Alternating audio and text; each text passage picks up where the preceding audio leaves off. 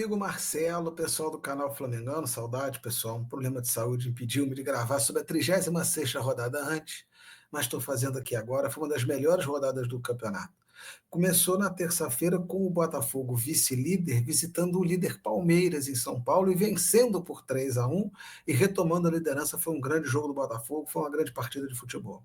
No mesmo dia, o time reserva do Atlético perdia para o Juventude em Minas por 3-2, chegando o Juventude a 42 pontos e quase fora da zona da possibilidade de cair, precisando aí de uma vitória para o Juventude escapar da Série B do ano que vem.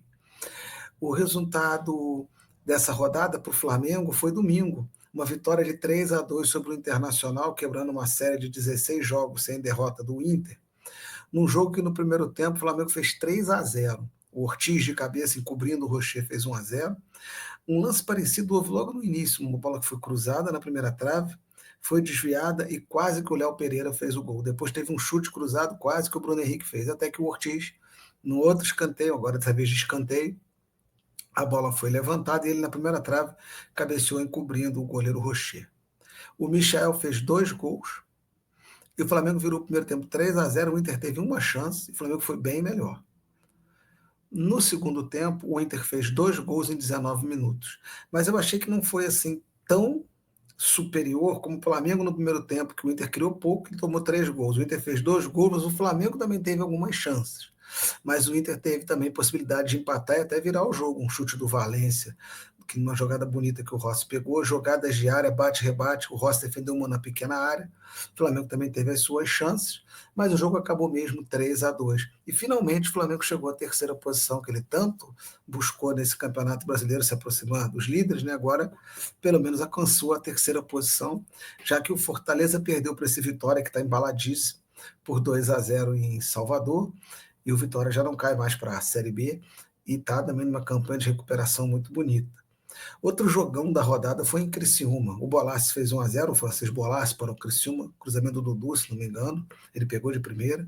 O Criciúma fez 2-0, primeiro tempo acabou, segundo tempo teve problema com torcida, sinalização, polícia e tal do Corinthians, mas o Corinthians voltou para jogar a bola, meteu 4 e venceu por 4-2. O Yuri Alberto fez o terceiro e o quarto gols. O terceiro estava 2-2, foi uma falha do zagueiro, deixou a bola passar, e aí entraram o Romero e o Yuri Alberto sozinho, o Romero só rolou para o Yuri Alberto.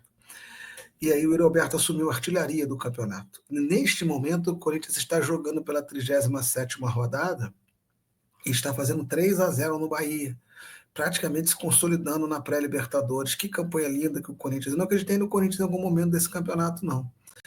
Porque o time realmente estava muito mal fora de campo e até dentro, mas o Yuri Alberto voltou àquela fase boa, passou aquela fase horrorosa de que ele estava vivendo, e ele agora é o artilheiro do campeonato, e o Corinthians vai caminhando a passos largos. Se reagisse um pouco antes, podia até brigar pela vaga direta. Vamos ver o que vai acontecer. Por enquanto, Itaquera 3-0, Corinthians em cima do Bahia, Bahia indo para a oitava ainda na zona da pré-Libertadores. Mas na rodada 36, então o Corinthians ganhou de 4-2 do Criciúma, afundando o Criciúma na zona do rebaixamento, ao lado do Bragantino, que empatou com o Cruzeiro em 1-1, e o Cruzeiro saiu do G8.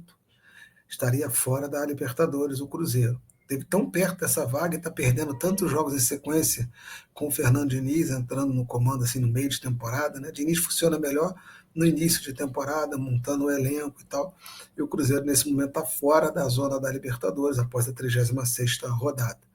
Vai jogar na rodada 37 com o Palmeiras em casa. Palmeiras, a gente já falou que perdeu a liderança, o Inter perdeu o Flamengo, Fortaleza para o Vitória. Lá embaixo o Fluminense empatou na Arena da Baixada com o Atlético 1-1. Continua fora da zona, mas ainda ameaçado por Bragantino e Criciúma, apesar dos dois não vencerem. O Fluminense não consegue se desgarrar, porque também não vence. O Fluminense vai enfrentar o Cuiabá, agora tem uma chance. Cuiabá que na rodada perdeu para o Bahia por 2-1 e matematicamente foi rebaixado à Série B. Não teremos um time do Mato Grosso na primeira divisão em 2025. Tá?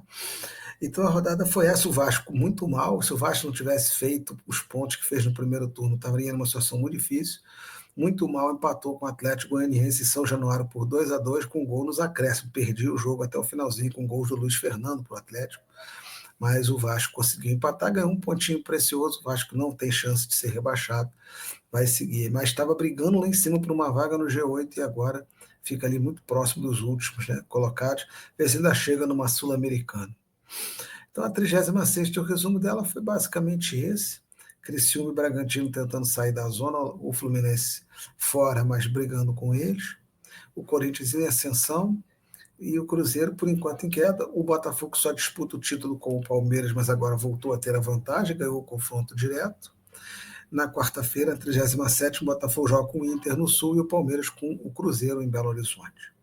Vamos ver o que vai acontecer. Fazer o registro, né? A gente aqui fica um registro histórico, né, as gravações. O Botafogo, no sábado, conquistou a sua primeira Copa Libertadores e o primeiro título não regional depois de 95, ao ganhar o Atlético Mineiro em Buenos Aires por 3-1, num jogo muito emocionante. O time jogou com um jogador a menos e tal. E o Botafogo conquistou seu primeiro título de Copa Libertadores, terceiro seguido de clubes do Rio de Janeiro, Flamengo, Fluminense e Botafogo. O Flamengo é o maior ganhador do Rio de Janeiro da Libertadores com 3 títulos, mas agora o Botafogo também ostenta aí a competição internacional. Acho que foi bom para o Rio de Janeiro, enfim. Não sei o que o pessoal aí do canal, o que vocês que estão nos ouvindo acham. Bom, basicamente foi isso, pessoal. A 37ª já está rodando e assim que ela terminar, a gente volta, se Deus me der saúde, com vocês. Eu estou muito feliz de poder estar aqui com você, Marcelo, e mais um Clique no Lance. Está acabando o campeonato, né? O Clique foi rodada a rodada e nós estamos chegando a essa missão no final e está bem legal. Vamos ver quem vai se juntar a Cuiabá e Atlético Goianiense na segunda divisão, se realmente é Bahia e Corinthians que vão confirmar a presença na Libertadores ou se o Cruzeiro ainda tem forças. Vamos ver se o Botafogo confirma o título. Se o Botafogo perder a 37ª para o Inter, o Palmeiras pode reassumir a liderança. Tem campeonatos, vai ter emoção e o Clique vai estar aqui para contar. Um abraço a todos. Flamengo ainda pode chegar ao vice-campeonato como eu previ. Agora é mais difícil, dependeria de 2 tropeços do Palmeiras. Mas futebol, tudo pode acontecer. Valeu, pessoal do Flamengano. Valeu, pessoal. Um grande abraço. Na vitória, na derrota.